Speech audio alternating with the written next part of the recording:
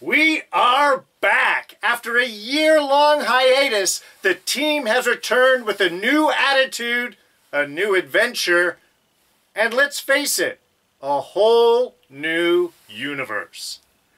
It's the season premiere of Agents of S.H.I.E.L.D. Season 6, Episode 1. Missing Pieces.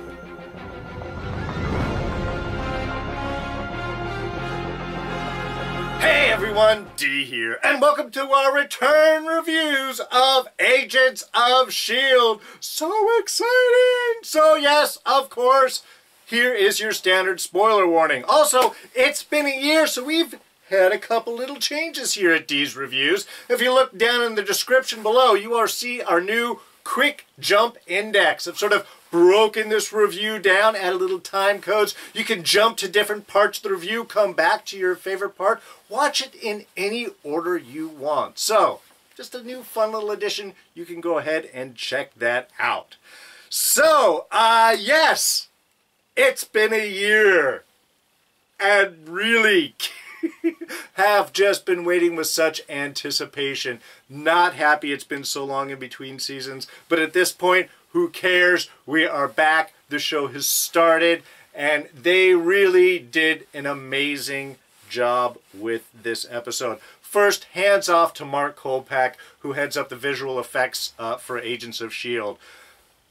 The space shots were insane. The stuff with the Zephyr, incredible. I mean, really, the visuals on the show, they keep upping the bar, and it's really impressive. It really just shows how much kind of, honest love goes into this show. We've got a shorter season, it's only 13 episodes, but if they're going to take that and give us some just incredible storytelling backed up with high speed, high budget special effects, I'm going to be fine with that.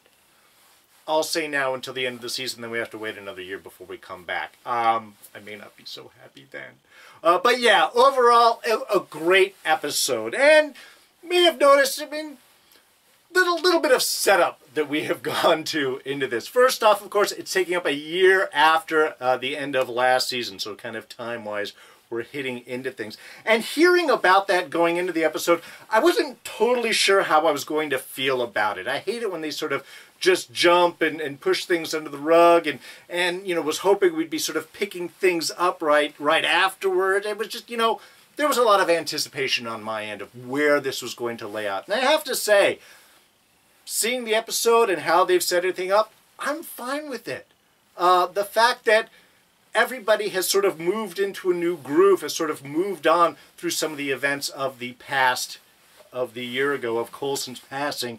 His presence is still heavily felt throughout the episode. I mean, so much as talking to Dr. Marcus there about naming the new S.H.I.E.L.D. Academy after Coulson, doing it in his name. I mean, he's a very present. The fact that part of Mac's regular schedule, regular routine, is going up to the office and listening to the holotapes that Phil left for him, leaving advice and setting up and reminding him what the job is all about. The presence very strongly felt in this episode.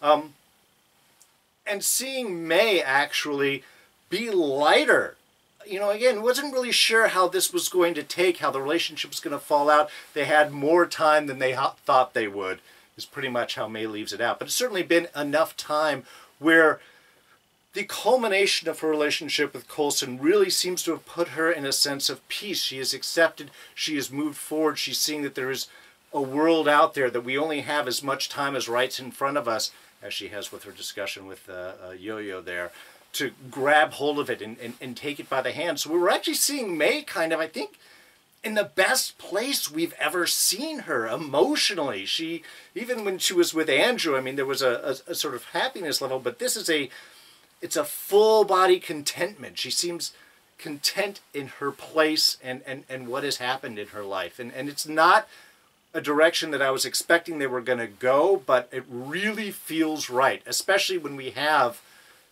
Clark Gregg returning as Sarge. We're going to have that sort of emotional reactions off of her. It's good that we're starting her at a place where she really has kind of moved forward. Wasn't sure how I was going to feel about it. I think they've done a great job. And of course, they've reset sort of everybody's character here with this. Mac, very comfortable in his place as director, looking good. A slightly different style than Coulson, but still looking for information at times, even asking for the crazy stuff. I love the ley line request. He did a lot of spiritual resonance and searching in my youth, and so ley lines is something I've been aware of for a long time. The fact that it's popping up and ends up being a useful tool in tracking down these anomalies and such, I love. Just from a personal standpoint, I thought that was amazing. But yeah, so Mac's looking good as director, doing the job well, keeping his eyes open, but still focused and compassionate about his people. When Keller's talking about having the shot, and it's like, well, I could have shot, and I thought I had a shot, but May said that it reminded me about the kids, and then I thought maybe my shot wasn't so good. Mac responding positive to that. No, you made the right choice. Just upset at things going on. So I like this direction. I love this development of the character. And as he's gone into the job, apparently his relationship with Yo-Yo has suffered. They were great together. Still seems to be some residual feelings or worries, especially for our our little love interest that's been on the DL with Yo-Yo. I love how May sort of broke that down. No, he's nice, he's good, you should try it, go out there. Then Yo-Yo runs into her, is like, okay, May's found out about us. I love that switch. I love that, again, that just that evolution. Time has passed and people really are going into different directions. It's a new world. And that's one other thing, actually, I wanted to take a moment to talk about, because it is literally a new world. With this season, Agents of S.H.I.E.L.D. has officially split from the film timeline official MCU. Brief endgame spoilers right here. I'm sure you guys have seen it all. And I'm not going to go into too many specifics, just overall things that you've seen probably in headlines. But just fair warning, brief endgame spoilers here. As we saw with Endgame and the parallel dimensional travel, going to the different timelines and sort of messing with those, we have established the Marvel Universe is sort of split apart now. We have these multiple parallel universes where events in one do not always affect the events in the other. In Agents of S.H.I.E.L.D., no snap, no Thanos, none of that has happened. The world event is, of course, with Graviton that we had for the finale last season. But yeah, no snap here. So we have none of those events.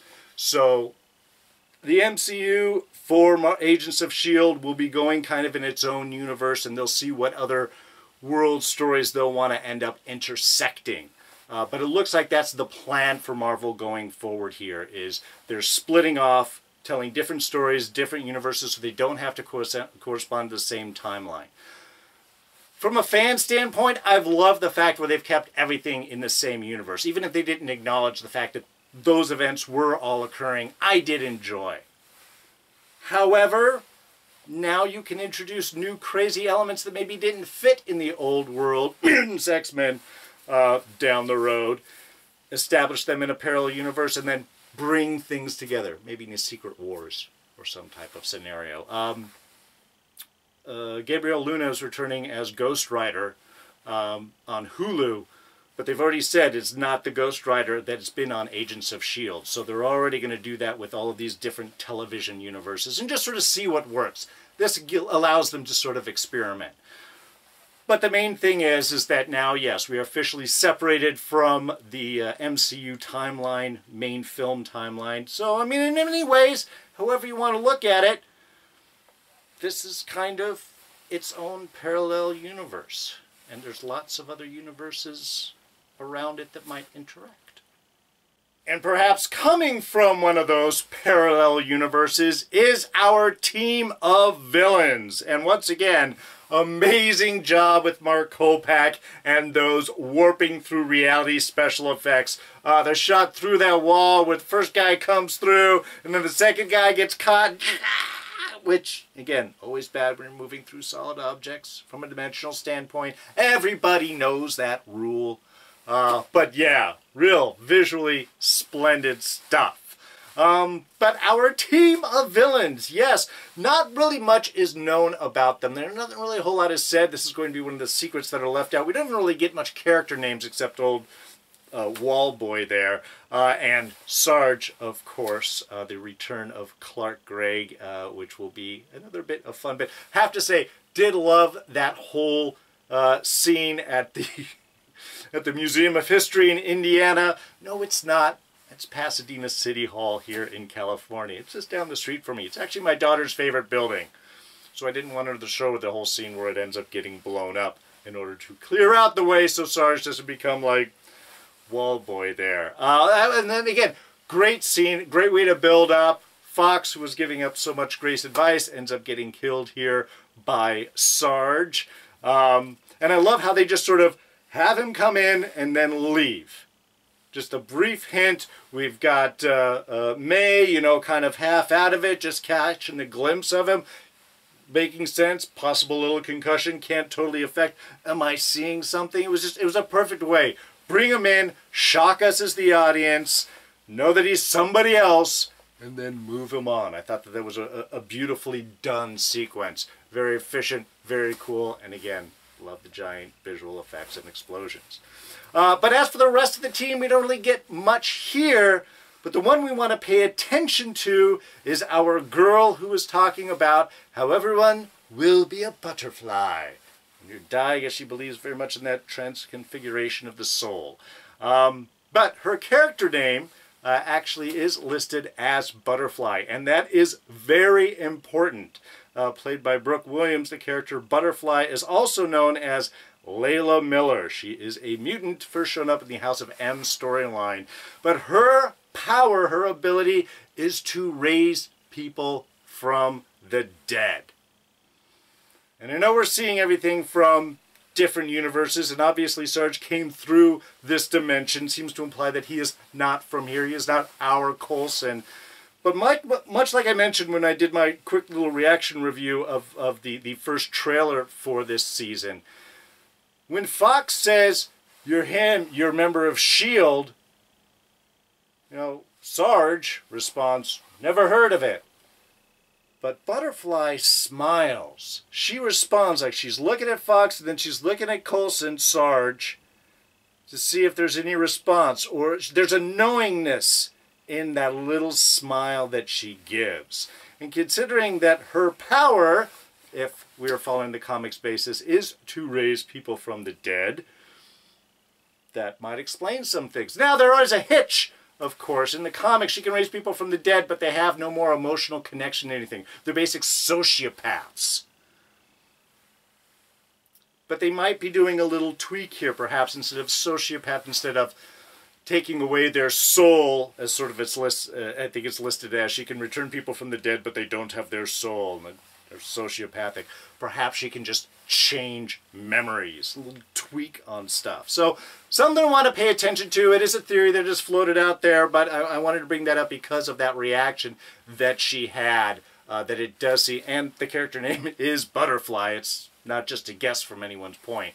We'll see if she's got ties into a real name for Layla Miller. But anyway, just something to pay attention to as the season goes on. Meanwhile, in space, there is some serious ass-kicking going on. I love that we set things up. We focus a lot on the nature of space. And this is one of those things where I was talking about that year jump forward. They're still looking for Fitz. I'm like, come on, they knew where Fitz was. Enoch said where he was going to be. It was out, what, by Neptune or out there in orbit. And that's where he was going to watch him for the whole time. So why would they be out for a year still looking for Fitz? We get our answer pretty much straight off. I guess with the future change, that of course shifts everything else. And we have this whole, like I said, parallel universe storyline possibly going on. Change one thing, other things get changed. In this case, it's an ambush, ship cut in half. That's going to change the ability for people to find you. So yeah, great establishment early on with Fitz and Enoch in their bad position. I love Enoch's character so much. I have to weigh whether or not to wake you up. I'm supposed to keep you safe, but I have a bit of a quandary right now. It's just awesome. But that explains our long space mission with Simmons, Quake, Piper, and Davis. I am loving so much Piper and Davis. I really am. I love their interaction. I love that they've been with this show for some time. I like that they're fleshing out their characters. They're really making them part of the team. I'm just enjoying that. And I love, again, how we're having this evolution of characters. Gemma becoming so much more of a badass. Sure, really, the arc over these past several seasons have been awesome. And in a way, it's been that trading off as Fitz been getting more of a badass looking for Simmons, and Simmons becoming more of a badass looking for Fitz, and each one is sort of developing, and she's just unapologetic and hardcore and just scary. Scary little torture scene with hanging upside down alien boy. How far would she have gone? It's your guess as good as mine, I suppose. But I love that character evolution. We're seeing how this pursuit really has hardened her, has changed her. Was just, I loved all of those sequences. I loved how Quake's kicking ass, how she has a reputation that's already built up in the galaxy. And again, the importance of why we're doing that, she does lay out, which I'll get into in a minute. But yeah, it was just, the whole bit I thought was just really well done. I love the fact that there's a whole world out there. I love the fact that they are using the communication to teleportation device from the Confederacy in order to jump the Zephyr. They took that off of from last season, what they were doing, what they were using to, Hydra was using to talk to the Confederacy, and instead now they are using that in order to jump through the galaxy looking for Fitz. It's just, it's awesome. I love they're really exploring the whole cosmic world here with Agents of S.H.I.E.L.D. And again, visually doing a stupendous job, which will actually sort of transition us nicely into our Scene of the Week for this week. And I kind of have two of them. I mean, one is a brief moment, one is a shot, and one is a scene. But I will break them both down. Listing off the top is the beautiful shots. I mean, look, the shots of the Zephyr through the episode were awesome. The whole opening sequence of just traveling through and jumping down onto the landing pad. It just, I mean, all of that was amazing. But the best one was when they peel away from the missile fire from the Confederacy ship. When it arcs up and back and over and the camera pans down. Just, those are those awesome visual shots that just put a smile on your face. And Mark Kolpak did tweet out right after the show that that is in fact an homage to the Millennium Falcon, and it totally had that same exact feel to it. It was awesome. So yeah, to me, it's a quick little shot, but it was beautifully done, and it really was just gets the blood going. So it's kind of my favorite. But for a fuller kind of scene sequence is actually the one sort of just before that, well, a little bit before that. And that is the whole interaction between Gemma, Daisy, Piper, and Davis, where Gemma comes out after looking and finding the little plaque thing on the side and is running up. Okay, I saw this inscription and this is where Fitz will go. That whole sequence, there are so many great levels in it. We're seeing the compassion, the pursuit, the dedication of purpose of Gemma. The fact that she's used the past year to learn an alien language. Much obviously like Fitz has done, the fact that the two of them has used their time out in space to learn alien languages. Perfect for both of those characters. But that's showing what Gemma has been doing. We get to see the dynamics of the ship, how it's not a hierarchy, it's really a teamwork. The fact of all the people that they've gone through, they've slowly eked things out. They've pushed the reason, the why that Quake is, that Daisy is being a hard ass out there because she needs to project strength, and that's the way they're going to get their information. But that's an effect of possibly damaging the ship. All of these kind of pushing and prodding and pushing this has slowly peeled away the crew, so there's only 4 people left. Davis has a kid! You get to learn a little bit more about him, and also the interactions. Again, we've seen so much of between Piper and Davis jiving at each other, and yet in a fix, Piper's going to back Davis up. This is the reality of it. I mean, all of that action from the Gemma's pursuit of doing it to everyone's reaction to seeing that there's a whole teamwork. We get so much in that whole scene. It's not dragged out. It's not sappy. It's concise storytelling. And I love where we see that. But that's not even it. Because the warning light goes off. The Confederacy found us. We know that there's still a factor going on. We're not just leaving them in last season. There's something going forward. So we get that play forward on that.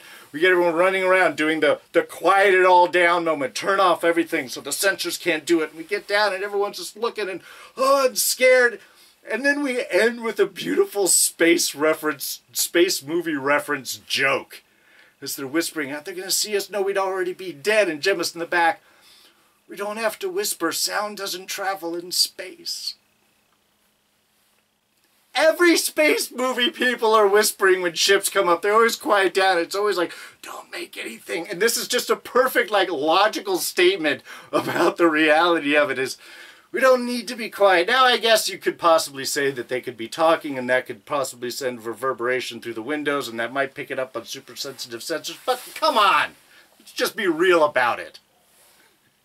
Sound doesn't travel in space. You don't need to whisper. So we get an entire scene, a single scene, where we get the energy from Joe, we get the storyline of what has happened with the ship, we get background on the characters, we get to find out background on enemy, who's still involved, and we ended up with a beautiful space reference and joke in through that. Perfectly done. Alright, so just a couple of small things. One new character, Dr. Marcus Benson, Director of Natural Sciences at Culver University. Culver University! It's where the Hulk worked. You know, in one of these universes at least.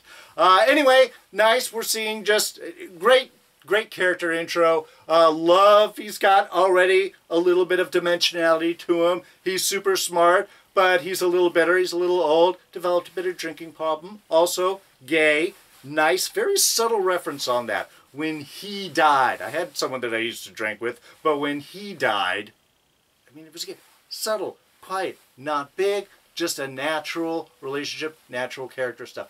I love that. But he's smart.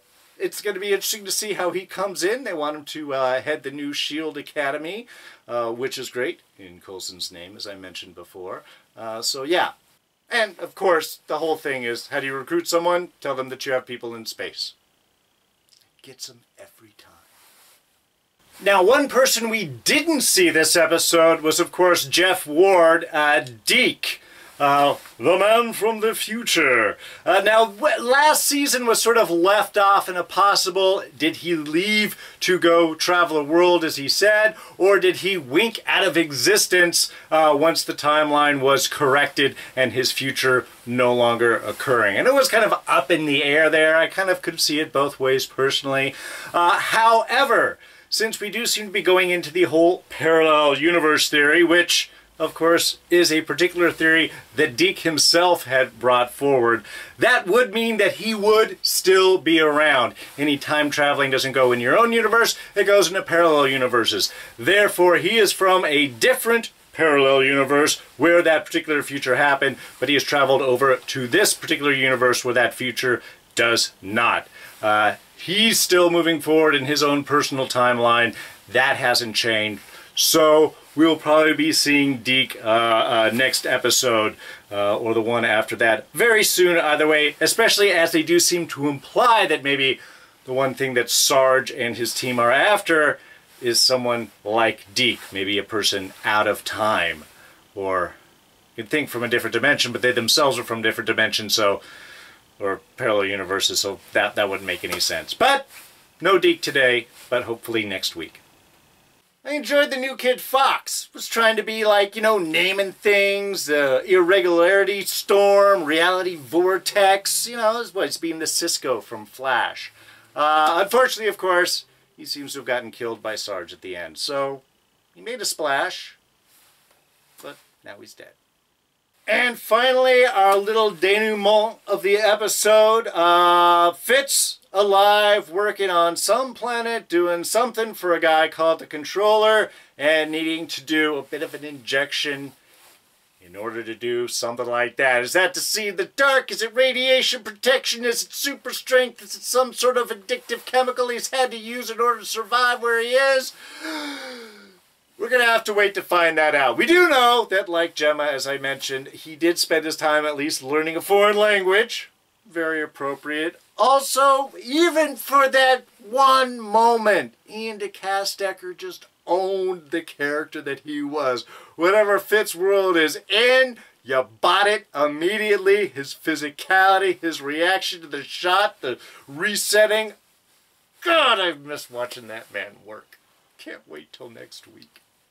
Alright, well I think that pretty much covers everything. It's the opening episode. We're just setting pieces. We're letting people know where they are, but they still managed to just squeeze in a whole bunch of awesome action and really tight storytelling. They're being efficient and focused so far in the season. It's smarter. It's much shorter, like I said. Instead of the normal 22, it's half that. It's 13 episodes. So they got a lot of story that they got to tell, and they are already diving straight into it. What's going to happen with the season? We got to find out what Sarge wants, why he's here, why his little bit of dimensional traveling villains are up to. Plus, we've got to find Fitz, and I'm sure the Confederacy is going to pop itself out. A lot of interesting things. But there was one line that was brought up in our sneak preview for the upcoming season. And that's when Sarge is brought the name Coulson. Coulson, do you know what it means? His response, Sarge, is no, but it sounds familiar. This is, again, referencing back to Butterfly, and is this our actual Coulson that's been used and warping around? Is this someone else? The fact that Coulson is not a name that Sarge knows of, but something about it sounds familiar, like from a past life or something. Really piqued my interest when he said that. So, a lot of things to look forward to. We've got a whole season ahead of us, and yet I cannot wait till next week to see what else they have. We're so happy that my favorite show is back.